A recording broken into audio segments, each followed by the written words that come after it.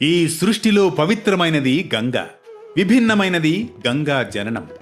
గంగ ఎక్కడ ఏ సందర్భంగా జన్మించింది, ఎలా జన్మించింది, గంగ ఎందుకు అంత పవిత్రమైనది తదితర దివ్యమైన విశేషాలను తెలుసుకుందాం వేటు న్యూస్ ఈనాటి పరమార్థంలో. ఓం నమః శివాయ.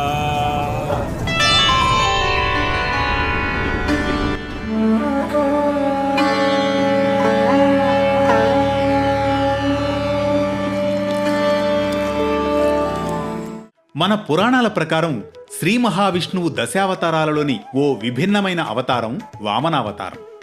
వామనుడు బలిచక్రవర్తిని 3 అడుగుల నేల యాచించి తీసుకొని ఆకాశం మొత్తం 1 అడుగుతో కొలిచినప్పుడు బ్రహ్మదేవుడు భక్తితో తన కమండలంలోని జలంతో పాదాలను స్పృశించి కడుగగా పరమపావనమైన ఆ పాదముల నుంచి ఉద్భవించింది గంగ.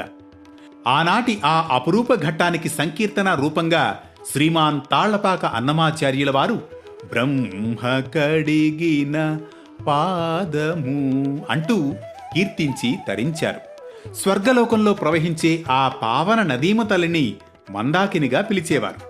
ఆ నదే ఆ తరువాత కపిల మహర్షి కోపాగ్నికి దగ్ధమైన సగర కుమారులకు ముక్తి ప్రసాదించడం కొరకు భగీరథుని తప ఫలితంగా ఎలకు దిగివచ్చింది, భాగీరథి అయింది. ఆ క్రమంలో భూమికి ఆకాశానికి మధ్యలో శివుని జటాజూటంపై పడి అక్కడ నుంచి ముందుగా హిమాలయాల్లోని గంగోత్రిలో ప్రభవించి భగీరథుని వెంట వెళ్ళింది. అందుకే ఈ తరపు వాగ్గేయకారులు సైతం శివుని శిరసుపైని చిందులాడేడి గంగ, శ్రీ విష్ణు పాదముల వెలసిన గంగ, గౌరమ్మ పుట్టింట కాలుమోపిన గంగ, కవుల ఘంటములు ఉరికిన గంగ అంటూ స్తుతించారు. మన భారతదేశంలో పవిత్ర ముక్తిధామమైన కాశీక్షేత్రంలో శివైక్యమయ్యే వారికి ఈ నదీమ తల్లి ఆశీర్వాదం కలుగుతుందట. తత్పురుషాయ విద్మహే మహాదేవాయ ధీమహి తన్నో రుద్ర ప్రచోదయాత్.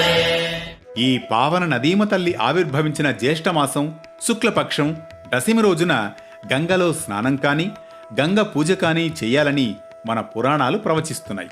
అలా చేయలేకపోయినట్లయితే కనీసం తమ నివాసంలో అయినా సరే గంగను స్మరిస్తూ స్నానం చేయాలంటోంది. ఇదిగో ఈ స్తోత్రంతో ఇలా: నందిని నళిని సీతామాలిని చ మహాపగా విష్ణుపాదాబ్జ సంభూత గంగ త్రివదగామిని భాగీరథి భోగవతి జాహ్నవి త్రిదశేశ్వరి అంటూ స్మరిస్తూ స్నానం చేసిన వారికి గంగ అనుగ్రహం తప్పక లభిస్తుందట. మరో విశిష్ట కథనంతో పరమార్థంలో మళ్ళీ కలుద్దాం.